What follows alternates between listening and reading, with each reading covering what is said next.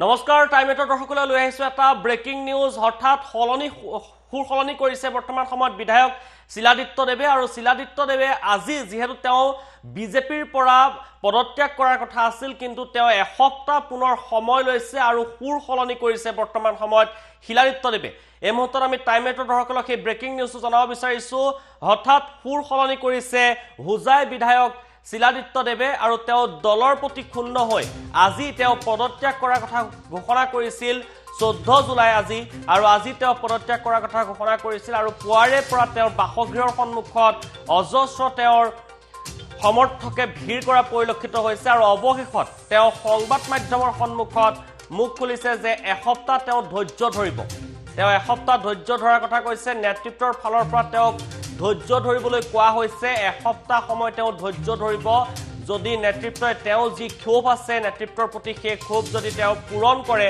তেনেহলে তেওঁ দলতে থাকিব বুলিও মন্তব্য কৰিছে এসপ্তাহ সময় লৈছে বৰ্তমান সময়ত শিলাদিত্যদেৱে আমি টাইমেটৰ দৰ্শকলৈ সেই ব্ৰেকিং নিউজ জনাইছো তেওঁ মন্তব্য আছে আমি শুনাম কিন্তু তাৰ আগতে আমি গৈছো নিউজ ডেস্কত আছে জ্যোতিদীপ বৈশ্য পুনপটীয়াভাৱে আপোনাৰ ওচৰলৈ আহিছো যেহেতু হঠাৎ সলনি কৰিছে বৰ্তমান সময়ত শিলাদিত্যদেৱে আজি তেওঁ দলৰ পৰা পদত্যাগ কৰাৰ কথা আছিল কিন্তু তেওঁ এতিয়া এসপ্তাহৰ সময় লৈছে হয় দীপাংকৰ আমি শিলাদিত্যদেৱৰ মন্তব্য কিছু মুহূৰ্তৰ পিছতে শুনুৱাম আজি তেওঁ সংবাদ মেলৰ আয়োজন কৰিছে আজি শিলাদিত্যদেৱে যেতিয়া সাংবাদিকসকল আছিলে তেওঁ সমৰ্থকসকল আছিলে তেতিয়া তেওঁ কৈছে তেওঁ কেতিয়াও পদত্যাগ কৰিম বুলি কোৱা নাই তেওঁ কৈছে আজি সলনি কৰি কৈছে যে তেওঁ অৱসৰ ল'ম বুলিহে কৈছে ভাৰতীয় জনতা পাৰ্টিৰ পৰা অৰ্থাৎ তেওঁ অৱসৰ লোৱাৰ কথা কৈছে ৰিটায়াৰমেণ্ট লোৱাৰ কথা কোৱা বুলি আজি শিলাদিত্যদেৱে প্ৰথমটো মন্তব্য কৰিছে দ্বিতীয়টো কথা শিলাদিত্যদেৱে কৈছে যে তেওঁৰ নেতৃত্বৰ প্ৰতি কিছু ক্ষোভ আছে বিশেষকৈ হুজাই জুলাইৰ বিজেপিৰ যিসকল বিষয়ববীয়া আছে তেওঁলোকৰ যি কাৰ্যকলাপ আছে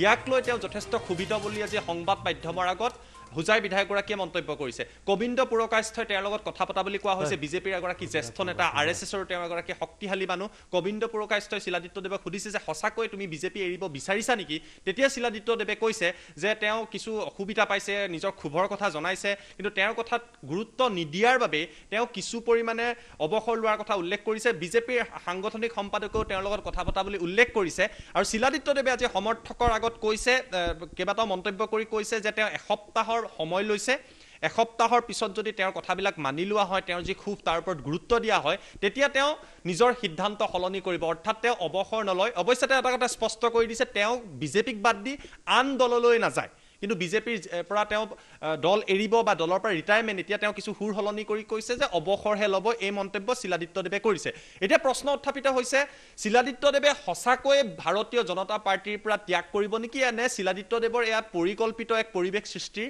এক প্ৰচেষ্টা কিয়নো চৰ্চা চলিছিল এইবাৰ হয়তো শিলাদিত্যদেৱে বিজেপিৰ টিকট নাপাব নেকি সাংবাদিকৰ তৰফৰ পৰা এই প্ৰশ্ন কৰা হৈছে শিলাদিত্যদেৱে কৈছে তেওঁ কৈছে যে টিকটৰ বাবে তেওঁ এই কাম কৰা নাই টিকটৰ লোভত তেওঁ এই কাম কৰা নাই তেওঁ আদৰ্শ নীতি আদৰ্শ যিবিলাক কথা কৈ আছে এগৰাকী বিজেপিৰ নেতাৰ কথাক লৈ তেওঁ সৰব হৈ পৰিছে যে মুনাটো লৈ আহে তেওঁক ৰাজনৈতিকভাৱে হত্যাৰ চেষ্টা কৰিছে এনেকুৱা গুৰুতৰ অভিযোগ তোলাৰ পিছতো শিলাদিত্যদেৱে আজি কৈছে তেওঁ আৰু ধৈৰ্য ধৰিব 30 বছৰ ধৈৰ্য ধৰিছে আৰু এটা সপ্তাহ তেওঁ ধৈৰ্য ধৰিব প্ৰয়োজন হলে 6 মাহ পৰ্যন্ত ধৈৰ্য ধৰিব বুলি শিলাদিত্যদেৱে কৈছে হেতু আটাইতকৈ ডাঙৰ কথা গতিকে শিলাদিত্যদেৱে 6 মাহ যদি ধৈৰ্যই ধৰে তেওঁ ভাৰতীয় জনতা পাৰ্টিৰ পৰা কোনো কাৰণতে ত্যাগ নকৰে বা তেওঁ অৱসৰ নলয় এতিয়া সলনি কৰাৰ পিছতে শিলাদিত্যদেৱৰ যিসমূহ বক্তব্য আৰু বক্তব্যৰ পিছত তেওঁ যিসমূহ কথা এই মুহূৰ্তত উল্লেখ কৰিছে বিশ্বাস কৰিবলৈ কৰবাত নহয় কৰবাত জনতাই কিছু টান পাব কিয়নো তেওঁ নিজে সংবাদ মেল পাতি বিজেপিৰ নেতৃত্বক লৈ যথেষ্ট ক্ষোভ উজাৰিছিলে বিভিন্ন অভিযোগ উত্থাপিত কৰিছিলে বেগ লৈ থকা ব্যক্তিগৰাকীয়ে তেওঁ হত্যা কৰিব বিচাৰিছে সিন্ডিকেটৰ তেওঁ অভিযোগ উত্থাপন কৰিছিলে নীতি নিয়ম নাই বুলি কৈছিলে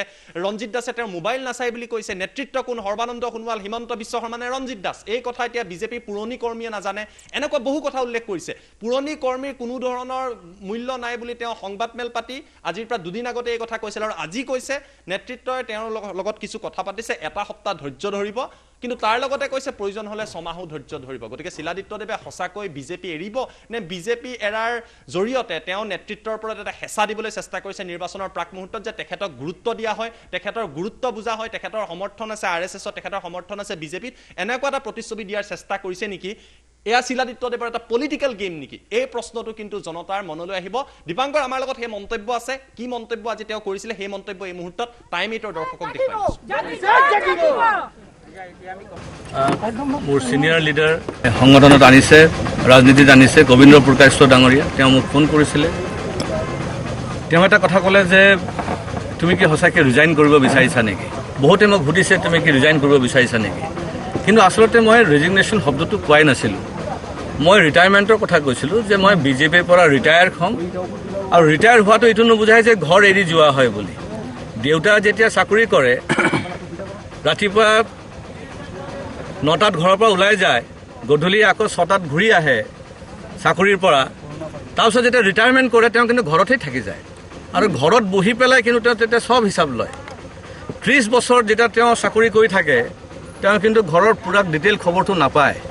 ৰিটায়াৰমেণ্টৰ পিছত ঘৰত বহি পেলাই প্ৰত্যেকটা খবৰ লয়, ইলেক্ট্ৰিক বিল দিয়া হ'ল না নাই, পানীৰ বিল দিয়া হ'ল না নাই, ল'ৰা ঠিকমতে ঘৰত ঘূৰি আহিছে নাই, চব খবৰ লয়। সেইকাৰণে ৰিটায়াৰমেণ্টটো মানে এইটো নহয় যে দল এৰি যোৱা, দলৰ ভিতৰত থাকি যুঁজ দিয়াও হ'ব। কিন্তু যি নহওক, যোৱাকালি আমাৰ all India general secretary organisation তেওঁ মোক ফোন কৰিছিলে। তেওঁ গোটেই কথাখিনি শুনিছে মোৰ পৰা, মোৰ ক্ষোভখিনি কৈছোঁ, আৰু এই ক্ষোভখিনি মই ইয়াতে এতিয়া নকওঁ, মিডিয়াসকল আছে, পিছত বহি পেলাই কথাখিনি ক'ম মই, যে এইবিলাক যদি সমাধানবিলাক কৰে, আৰু এইটো কোনো ব্যক্তিগত নহয়, এইটো ভাবিব নালাগে যে মই ৰিটায়াৰমেণ্ট ল'ব বিচাৰিছোঁ কিবা টিকেটৰ লোভত বা মন্ত্ৰিত্বৰ লোভত বা কিবা পদবীৰ লোভত, সেইটো নহয়। মোৰ যদি ৰিটায়াৰমেণ্ট বিচাৰিছোঁ তাৰ ক্ষোভটোৰ যিটো কাৰণ সেইটো ৰাজহুৱা ক্ষোভ, কাৰণ ৰাইজৰ যিখিনি কাম আমি কৰিব পৰা নাই সেইখিনি আমি কৰিব পাৰিম না নাই তাৰ বিষয় হ'ল আশ্বাসন পাব লাগিব নেতৃত্বৰ পৰা, আৰু সেই আশ্বাসন যদি নেতৃত্বৰ পৰা আমি পাই যাওঁ তো নিশ্চয় মই সক্ৰিয়ভাৱে মই কাম কৰি গৈ থাকিম। ইতিমধ্যে মোক কোৱা গৈছে যে এসপ্তাহ ধৈৰ্য ধৰিবৰ কাৰণে, আৰু মই ধৰিম। যদি 30 বছৰ যদি পাৰ্টিত কাম কৰি গৈছোঁ তেতিয়াহ'লে 7 দিন আৰু ধৈৰ্য ধৰিবলৈ মোৰনো কি আছে? মই লাগিলে আৰু 6 মাহ ধৈৰ্য ধৰিম, কিন্তু ৰাজহুৱা বিষয় যিবিলাক আছে সেইবিলাক সমাধান হ'ব লাগিব। সংগঠনত যিবিলাক দুৰ্নীতি আৰম্ভ হৈছে সেইখিনিৰ সমাধান হ'ব লাগিব, তেতিয়াহে আমি আগবাঢ়ি যাব পাৰিম। আমি পাৰ্টি উইথ এ ডিফাৰেঞ্চ বুলি কৈ থাকোঁ, আমি পাৰ্টি উইথ এ ডিফাৰেঞ্চ বুলি কৈ তাৰপিছত যদি আমাৰ পাৰ্টিৰ মাজত যদি খামখেলি হৈ থাকে, যাৰ যি মৰ্জি কৰি থাকিব পাৰে। আজি মোৰ এটা ডাঙৰ প্ৰশ্ন মনত আহিছে, মই আমাৰ নেতৃবৃন্দক কৈছোঁ যে হোজাই জিলাত 3 বছৰৰ ভিতৰত আমি 3জন সভাপতি দেখিছোঁ, ডিষ্ট্ৰিক্ট প্ৰেচিডেণ্ট দেখিছোঁ। আমি দেখিছোঁ নে নাই? 3 বছৰৰ ভিতৰত আমি 3জন জিলা সভাপতি দেখিছোঁ। তাৰ কি কাৰণ হ'ব পাৰে? কিয় গুচাই দিয়ে? 3 মাহৰ পিছতে এজন সভাপতি গুচাই দিব লগা হয়। কিয়? কি ধৰণৰ কোনে চলাই আছে এইটো সংগঠন ইয়াতে? সেইকাৰণে মই বিচাৰিছোঁ যে আমাৰ ৰাজ্যিক নেতৃবৃন্দ গুৰুত্ব দিয়ক। হোজাইৰ মানুহ 1,05,000 ভোট দিছে 2016-ত, 1,28,000 ভোট দিছে 2019-ত। তাৰপিছত যদি গুৰুত্ব নিদিয়ে তেতিয়া কেনেকৈ হ'ব? ইমান ধুনীয়া সংগঠন, ৰাইজ বিচাৰিছে বিজেপিক, আমিও বিজেপিক এৰি যোৱা নাই, বিজেপিৰ কাৰণে যুঁজি আছোঁ। কিন্তু পাৰ্টি উইথ এ ডিফাৰেঞ্চ বুলি যদি আমি কওঁ তেতিয়া একাউণ্টেবিলিটি থাকিব লাগিব, ট্ৰান্সপাৰেঞ্চি থাকিব লাগিব। কোনোবাই ঘৰত বহি পেলাই কিবা প্ৰেছ মিট কৰি পেলাই যাতা কৈ দিব MLAৰ বিষয়ে, সংগঠনৰ বিষয়ে, এইটোতো আমি সহ্য কৰিব নোৱাৰোঁ। যোন ডিষ্ট্ৰিক্ট প্ৰেচিডেণ্ট আজি 3 মাহৰ পিছতে তেওঁক বহিষ্কাৰ কৰি দিয়া হ'ল, গুলাই দিয়া হ'ল মানে তেওঁৰ দায়িত্বৰ পৰা। সেইজন মিডিয়া মাতি পেলাই তেওঁ প্ৰশ্ন কৰে MLAৰ বিষয়ে। তেওঁ কৈছে যে কি MLA বোলে কোনো ডেভেলপমেণ্ট কৰাই নাই, হোজাইৰ বোলে কোনো উন্নয়ন কৰাই নাই। তেওঁ যদি উন্নয়ন কৰিছে খালি হোজাইৰ 19 নম্বৰ ৱাৰ্ডৰ উন্নয়ন কৰিছে। তেওঁৰ মানেটো কি হ'ল? কোনোবা কৰ্মীক তেওঁক প্ৰশ্ন কৰিছে নাই? আজি আপোনালোকে যেনেকৈ মোক প্ৰশ্ন কৰিছে, আপোনালোকে সেই মানুহজনক প্ৰশ্ন কৰিছে নাই যে আপুনি মিডিয়া মাতি পেলাই আপুনি যিটো ক'লে প্ৰশ্ন সুধিছে MLAক যে MLA কোনো ডেভেলপমেণ্ট কৰা নাই, খালি হোজাইৰ 19 নম্বৰ ৱাৰ্ডত কৰিছে। আজি এই জোৰা পুখুৰী হোজাই ৰাস্তাটোকে 19 নম্বৰ ৱাৰ্ডত পৰিছে নেকি? আজি লংকাত যে ফ্লাইঅভাৰ হ'ব এটাকে 19 নম্বৰ ৱাৰ্ডত নেকি? আজি নীলবাগান হোজাইৰ ৰাস্তা যিটো হৈ আছে এটাকে 19 নম্বৰ ৱাৰ্ডত নেকি? আজি 200 বেডেড হস্পিটেল হৈ আছে সেইটো কি 19 নম্বৰ ৱাৰ্ডত নেকি? আজি ইউনিভাৰ্চিটি হৈছে আমাৰ হোজাইত, সেইটো কি 19 নম্বৰ ৱাৰ্ডত নেকি? তেওঁলোকে কি সংঘাত লগাব বিচাৰিছে? কোনে প্ৰশ্ৰয় দি আছে? এই 2-4জন মানুহ কোনে প্ৰশ্ৰয় দি আছে? মইতো যেতিয়া 2016-ত যেতিয়া ইলেকশ্যন আমি কণ্টেষ্ট কৰি আছোঁ, এইকেইটা মানুহকতো মই চেহেৰা দেখা নাই। আজি যিসকল ডিষ্ট্ৰিক্টত বহি আছে, দায়িত্ব লৈ আছে, তেওঁলোককতো মই চেহেৰা দেখা নাই, 2016-তো দেখা নাই। আপোনালোকে দেখিছে নেকি? আপোনালোকে অৰ্জুন মজুমদাৰক দেখিছে নেকি? অৰ্জুন মজুমদাৰক দেখিছে? আপোনালোকে চন্দন দেৱক দেখিছে? দেখিছে? তেতিয়াহ'লে তেওঁলোকক যদি দেখা নাই, আজি তেওঁলোকৰ হাতত নেতৃত্ব কোনে দিলে মই সেই বস্তুটো জানিব বিচাৰিছোঁ। আৰু সেইটো যদি তেওঁলোকে ঠিক নকৰে তেতিয়াহ'লে মই অব্যাহত ল'বই লাগিব। তাৰ কি লাভ হ'ব কাম কৰি? কাৰ কাৰণে কাম কৰিব? আমি ৰাইজৰ কাৰণে কাম কৰি গৈ থাকিম আৰু তেওঁলোকে মন্তব্য কৰিব যে কোনো ডেভেলপমেণ্ট হোৱা নাই।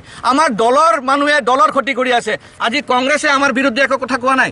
আপোনালোকে জানে কংগ্ৰেছৰ দলপতি আমাৰ দেৱব্ৰত শইকীয়া তেওঁ কি মন্তব্য কৰিছে যোৱাকালি নে পৰহি? তেওঁ কৈছে যে কিবা দলীয় কাৰণে হয়তো তেওঁ অব্যাহতি ল'ব বিচাৰিছে, কিন্তু আচৰিত পাইছে যে তেওঁ কোনো দলত বেলেগ দলত যোগদান নকৰে। কংগ্ৰেছৰ নেতা কৈ আছে যে শিলাদিত্য দেৱ বিজেপি এৰি ক'তো নাযায়, কাৰণ তেওঁ কোনো দলত নাযায়। তাৰমানে তেওঁলোকৰ সেইটো বিশ্বাস যে মোৰ সেই কনভিকশ্যনটো আছে। কিন্তু আমাৰ দলৰ মানুহ, আমাৰ জিলা সভাপতি, আমাৰ এক্স প্ৰেচিডেণ্ট, আমাৰ জিলা পৰিষদৰ চেয়াৰমেন তেওঁলোকে কি মন্তব্য কৰি আছে? আজি আমি যি কাম কৰি আছো, আমি কি কোনোবা জনগোষ্ঠীক আমি অৱহেলা কৰিছো নেকি? মই যদি কাম কৰি আছো, মই বঙালীৰ কাৰণে কৰি আছো, অসমীয়াৰ কাৰণে কৰি আছো, মণিপুৰৰ কাৰণে কৰি আছো, ডিমাছাৰ কাৰণে কৰি আছো, কাৰ্বিৰ কাৰণে কৰি আছো, হিন্দী ভাষাৰ কাৰণে কৰি আছো, সকলোৰ কাৰণে কৰি আছো। কিন্তু আমাৰ জিলা পৰিষদৰ চেয়াৰমেন কি কৈ দিলে যে তেওঁ মণিপুৰীৰ কাৰণে তেওঁক মানে অৱহেলা কৰা হৈছে। আমি কি ধলপুখুৰী ব্লকৰ চেয়াৰমেনক কি আমি মণিপুৰী মহিলাগৰাকীক বনোৱা দিয়ে নাই? আমি কি যোগীজনত আমি চেয়াৰমেন পাৰ্চন কি আমি ডিমাছা মহিলাগৰাকীক বনোৱা নাই? তে এই ধৰণৰ কথা বাৰ্তা কৈ বিভ্ৰান্ত সৃষ্টি কিয় কৰি আছে? আৰু তাৰপিছত কি আমি মুখ বন্ধ কৰি বহি থাকিম নেকি?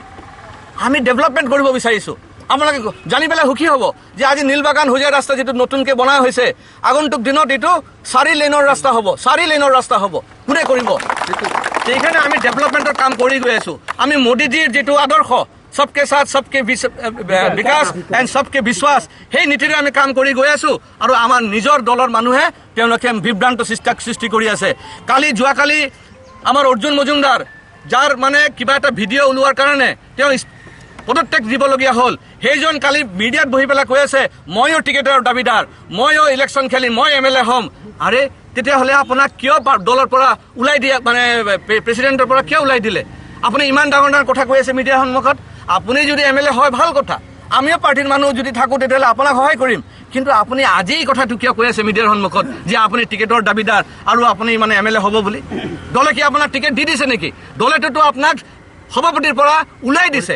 আপোনাক কিয়ৰ কাৰণে সভাপতিৰ পৰা ওলাই দিলে? আৰু তাৰপিছত আপুনি ডাঙৰ ডাঙৰ কথা কৈ আছে। আপুনি কিয়ৰ সংঘাত লগাব বিচাৰিছে আমাৰ কৰ্মীবিলাকৰ সন্মুখত? মইতো কোনো সংঘাত কৰা নাই। কোনোবা ক'ব পাৰিব মই লবি কৰিছোঁ বুলি? কোনোবা মন্ত্ৰিত্ব পাবৰ কাৰণে মই লবি কৰিছোঁ কোনোবা ক'ব পাৰিব? মই কিবা পদবী পাবৰ কাৰণে কিবা লবি কৰিছোঁ আপোনাক ক'ব পাৰিব? তেতিয়াহ'লে মোক এই ধৰণৰ কিয় আৰোপ দিছে আমাৰ নিজৰ দলৰ মানুহ, নিজৰ দলৰ সভাপতি, নিজৰ দলৰ জিলা পৰিষদৰ চেয়াৰমেন এই ধৰণৰ আৰোপ মোৰ ওপৰত কিয় দি আছে? সেইখিনি আপোনালোকে বিচাৰ কৰিব লাগিব। আৰু সেইখিনি বিচাৰ যেতিয়া হ'ব তেতিয়া মই নিশ্চয় মোৰ নিৰ্ণয়টো ঘূৰাই ল'ম। আৰু নহ'লে মই 7 দিনৰ কাৰণে আৰু বাট চাম, আৰু নহ'লে মই পাৰ্টিৰ পৰা মই ৰিটায়াৰমেণ্ট লৈ ল'ম। সংগঠনত আনিছে, ৰাজনীতিত আনিছে গোবিন্দ পুৰকায়স্থ ডাঙৰীয়া। তেওঁ মোক ফোন কৰিছিলে। তেওঁ এটা কথা ক'লে যে তুমি কি সঁচাকৈ ৰিজাইন কৰিব বিচাৰিছা নেকি? বহুতে মোক সুধিছে তুমি কি ৰিজাইন কৰিব বিচাৰিছা নেকি? কিন্তু আচলতে মই ৰেজিগনেশ্যন শব্দটো কোৱাই নাছিলোঁ। মই ৰিটায়াৰমেণ্টৰ কথা কৈছিলোঁ যে মই বিজেপিৰ পৰা ৰিটায়াৰ হ'ম। আৰু ৰিটায়াৰ হোৱাটো এইটো নুবুজায় যে ঘৰ এৰি যোৱা হয় বুলি। দেউতা যেতিয়া চাকৰি কৰে, ৰাতিপুৱা 9টাত ঘৰৰ পৰা ওলাই যায়, গধূলি আকৌ 6টাত ঘূৰি আহে চাকৰিৰ পৰা। তাৰপিছত যেতিয়া ৰিটায়াৰমেণ্ট কৰে তেওঁ কিন্তু ঘৰতেই থাকি যায়। আৰু ঘৰত বহি পেলাই কিন্তু তেওঁ তেতিয়া চব হিচাপ লয়। 30 বছৰ যেতিয়া তেওঁ চাকৰি কৰি থাকে তেওঁ কিন্তু ঘৰৰ পূৰা ডিটেইল খবৰটো নাপায়। ৰিটায়াৰমেণ্টৰ পিছত ঘৰত বহি পেলাই প্ৰত্যেকটা খবৰ লয়।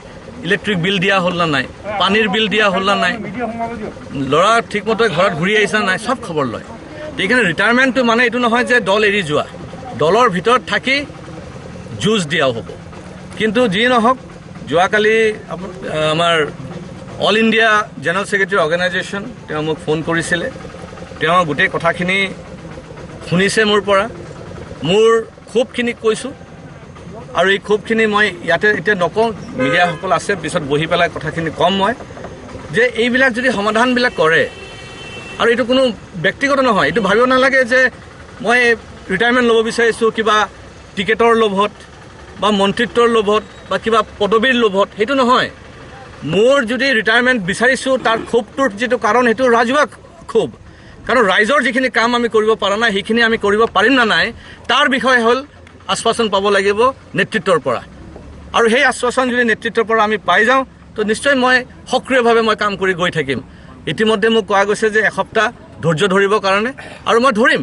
যদি 30 বছৰ যদি পাৰ্টিত কাম কৰি গৈছোঁ তেতিয়াহ'লে 7 দিন আৰু ধৈৰ্য ধৰিবলৈ মোৰনো কি আছে মই লাগিলে আৰু 6 মাহ ধৈৰ্য ধৰিম কিন্তু ৰাজহুৱা বিষয় যিবিলাক আছে সেইবিলাক সমাধান হ'ব লাগিব সংগঠনত যিবিলাক দুৰ্নীতি আৰম্ভ হৈছে সেইখিনিৰ সমাধান হ'ব লাগিব তেতিয়াহে আমি আগবাঢ়ি যাব পাৰিম আমি পাৰ্টি উইথ এ ডিফাৰেন্স বুলি কৈ থাকোঁ আমি পাৰ্টি উইথ এ ডিফাৰেন্স বুলি কৈ তাৰপিছত যদি আমাৰ পাৰ্টিৰ মাজত যদি খামখেলি হৈ থাকে যাৰ যি মৰ্জি কৰি থাকিব পাৰে আজি মোৰ এটা ডাঙৰ প্ৰশ্ন মনত আহিছে মই আমাৰ নেতৃবৃন্দক কৈছোঁ যে হোজাই জিলাত 3 বছৰৰ ভিতৰত আমি 3জন সভাপতি দেখিছোঁ ডিষ্ট্ৰিক্ট প্ৰেচিডেণ্ট দেখিছোঁ আমি দেখিছোঁ নে নাই 3 বছৰৰ ভিতৰত আমি 3জন জিলা সভাপতি দেখিছোঁ তাৰ কি কাৰণ হ'ব পাৰে কিয় গুচাই দিয়ে 3 মাহৰ পিছতে এজন সভাপতি গুচাই দিব লগা হয় কিয় কি ধৰণৰ চলি কোনে চলাই আছে এইটো সংগঠন ইয়াতে সেইকাৰণে মই বিচাৰিছোঁ যে আমাৰ ৰাজ্যিক নেতৃবৃন্দ গুৰুত্ব দিয়ক হোজাইৰ মানুহ 1,05,500 ভোট দিছে 2016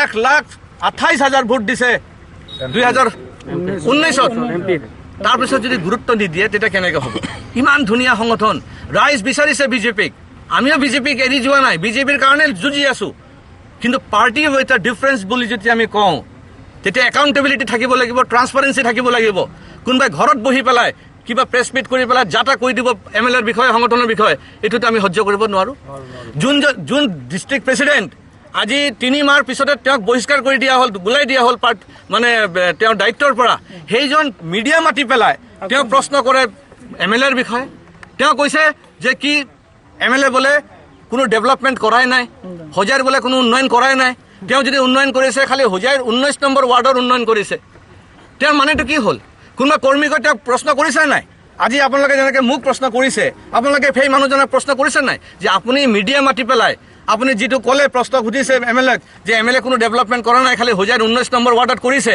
আজি এই জোৰা পুখুৰী হোজাই ৰাস্তাটোকে 19 নম্বৰ ৱাৰ্ডত পৰিছে নেকি আজি লংকাত যে ফ্লাইঅভাৰ হ'ব এটাকে 19 নম্বৰ ৱাৰ্ডত নেকি আজি নীলবাগান হোজাইৰ ৰাস্তা যিটো হৈ আছে এটাকে 19 নম্বৰ ৱাৰ্ডত নেকি আজি 200 বেডেড হস্পিটেল হৈ আছে সেইটো কি 19 নম্বৰ ৱাৰ্ডত নেকি আজি ইউনিভাৰ্চিটি হৈছে আমাৰ হোজাইত সেইটো কি 19 নম্বৰ ৱাৰ্ডত নেকি তেওঁলোকে কি সংঘাত লগাব বিচাৰিছে কোনে প্ৰশ্ৰয় দি আছে এই 2-4জন মানুহ কোনে প্ৰশ্ৰয় দি আছে মইতো যেতিয়া 2016 যেতিয়া ইলেকশ্যন আমি কণ্টেষ্ট কৰি আছোঁ এইকেইটা মানুহকতো মই চেহেৰা দেখা নাই আজি যিসকল ডিষ্ট্ৰিক্টত বহি আছে দায়িত্ব লৈ আছে তেওঁলোককতো মই চেহেৰা দেখা নাই 2016তো দেখা নাই আপোনালোকে দেখিছে নেকি আপোনালোকে অৰ্জুন মজুমদাৰক দেখিছে নেকি অৰ্জুন মজুমদাৰক দেখিছে আপোনালোকে চন্দন দেৱক দেখিছে দেখিছে তেওঁলোকক যদি দেখা নাই আজি তেওঁলোকৰ হাতত নেতৃত্ব কোনে দিলে মই সেই বস্তুটো জানিব বিচাৰিছোঁ আৰু সেইটো যদি তেওঁলোকে ঠিক নকৰে তেতিয়াহ'লে মই অব্যাহত ল'বই লাগিব তাৰ কি লাভ হ'ব কাম কৰি কাৰ কাৰণে কাম কৰিব আমি ৰাইজৰ কাৰণে কাম কৰি গৈ থাকিম আৰু তেওঁলোকে মন্তব্য কৰিব যে কোনো ডেভেলপমেণ্ট হোৱা নাই আমাৰ দলৰ মানুহে দলৰ ক্ষতি কৰি আছে আজি কংগ্ৰেছে আমাৰ বিৰুদ্ধে একো কথা কোৱা নাই আপোনালোকে জানে কংগ্ৰেছৰ দলপতি আমাৰ দেৱব্ৰত শইকীয়া তেওঁ কি মন্তব্য কৰিছে যোৱাকালি নে পৰহি তেওঁ কৈছে যে কিবা দলীয় কাৰণে হয়তো তেওঁ অব্যাহত ল'ব বিচাৰিছে কিন্তু আচৰিত পাইছে যে তেওঁ কোনো দলত বেলেগ দলত যোগদান নকৰে কংগ্ৰেছৰ নেতা কৈ আছে যে শিলাদিত্য দেৱ বিজেপি এৰি ক'তো নাযায় কাৰণ তেওঁ কোনো দলত নাযায় তাৰমানে তেওঁলোকৰ সেইটো বিশ্বাস যে মোৰ সেই কনভিকশ্যনটো আছে কিন্তু আমাৰ দলৰ মানুহ আমাৰ জিলা সভাপতি আমাৰ এক্স প্ৰেচিডেণ্ট আমাৰ জিলা পৰিষদৰ চেয়াৰমেন তেওঁলোকে কি মন্তব্য কৰি আছে আজি আমি যি কাম কৰি আছোঁ আমি কি কোনোবা জনগোষ্ঠীক আমি অৱহেলা কৰিছোঁ নেকি মই যদি কাম কৰি আছোঁ মই বঙালীৰ কাৰণে কৰি আছোঁ অসমীয়াৰ কাৰণে কৰি আছোঁ মণিপুৰৰ কাৰণে কৰি আছোঁ ডিমাছাৰ কাৰণে কৰি আছোঁ কাৰ্বিৰ কাৰণে কৰি আছোঁ হিন্দী ভাষাৰ কাৰণে কৰি আছোঁ সকলোৰ কাৰণে কৰি আছোঁ কিন্তু আমাৰ জিলা পৰিষদৰ চেয়াৰমেন কি কৈ দিলে যে তেওঁ মণিপুৰীৰ কাৰণে তেওঁক মানে অৱহেলা কৰা হৈছে আমি কি ধলপুখুৰী ব্লকৰ চেয়াৰমেনক কি আমি মণিপুৰী মহিলাগৰাকীক বনোৱা দিয়ে নাই আমি কি যোগীজনত আমি চেয়াৰমেন পাৰ্চন কি আমি ডিমাছা মহিলাগৰাকীক বনোৱা নাই তে এই ধৰণৰ কথা বাৰ্তা কৈ বিভ্ৰান্ত সৃষ্টি কিয় কৰি আছে আৰু তাৰপিছত কি আমি মুখ বন্ধ কৰি বহি থাকিম নেকি আমি ডেভেলপমেণ্ট কৰিব বিচাৰিছোঁ আপোনালোকে জানি পেলাই সুখী হ'ব যে আজি নীলবাগান হোজাই ৰাস্তা যিটো নতুনকৈ বনাই হৈছে আগন্তুক দিনত এইটো 4 লেনৰ ৰাস্তা হ'ব 4 লেনৰ ৰাস্তা হ'ব কোনে কৰিব সেইকাৰণে আমি ডেভেলপমেণ্টৰ কাম কৰি গৈ আছোঁ আমি মোদীজীৰ যিটো আদৰ্শ সবকে সাথ সবকে বিকাশ এণ্ড সবকে বিশ্বাস সেই নীতিৰে আমি কাম কৰি গৈ আছোঁ আৰু আমাৰ নিজৰ দলৰ মানুহে তেওঁলোকে বিভ্ৰান্ত সৃষ্টি কৰি আছে যোৱাকালি আমাৰ অৰ্জুন মজুমদাৰ যাৰ মানে কিবা এটা ভিডিঅ' ওলোৱাৰ কাৰণে তেওঁ পদত্যাগ দিবলগীয়া হ'ল সেইজন কালি মিডিয়াত বহি পেলাই কৈ আছে ময়ো টিকেটৰ দাবীদাৰ ময়ো ইলেকশ্যন খেলি মই MLA হ'ম আৰে তেতিয়াহ'লে আপোনাক কিয় দলৰ পৰা ওলাই দিয়া মানে প্ৰেচিডেণ্টৰ পৰা কিয় ওলাই দিলে আপুনি ইমান ডাঙৰ ডাঙৰ কথা কৈ আছে মিডিয়াৰ সন্মুখত। আপুনি যদি MLA হয় ভাল কথা, আমিও পাৰ্টিৰ মানুহ যদি থাকোঁ তেতিয়াহ'লে আপোনাক সহায় কৰিম। কিন্তু আপুনি আজি এই কথাটো কিয় কৈ আছে মিডিয়াৰ সন্মুখত যে আপুনি টিকেটৰ দাবীদাৰ আৰু আপুনি মানে MLA হ'ব বুলি? দলে কি আপোনাক টিকেট দি দিছে নেকি? দলেতো আপোনাক সভাপতিৰ পৰা ওলাই দিছে। আপোনাৰ কিহৰ কাৰণে সভাপতিৰ পৰা ওলাই দিলে? আৰু তাৰপিছত আপুনি ডাঙৰ ডাঙৰ কথা কৈ আছে। আপুনি কিহৰ সংঘাত লগাব বিচাৰিছে আমাৰ কৰ্মীবিলাকৰ সন্মুখত?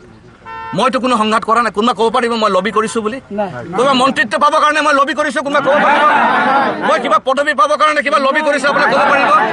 তেতিয়াহ'লে মোক এই ধৰণৰ কিয় আৰোপ দিছে? আমাৰ নিজৰ দলৰ মানুহ, নিজৰ দলৰ সভাপতি, নিজৰ দলৰ জিলা পৰিষদৰ চেয়াৰমেন এই ধৰণৰ আৰোপ মোৰ ওপৰত কিয় দি আছে? সেইখিনি আপোনালোকে বিচাৰ কৰিব লাগিব। আৰু সেইখিনি বিচাৰ যেতিয়া হ'ব তেতিয়া মই নিশ্চয় মোৰ নিৰ্ণয়টো ঘূৰাই ল'ম। আৰু নহ'লে মই 7 দিনৰ কাৰণে আৰু বাট চাম, আৰু নহ'লে মই পাৰ্টিৰ পৰা মই ৰিটায়াৰমেণ্ট লৈ ল'ম।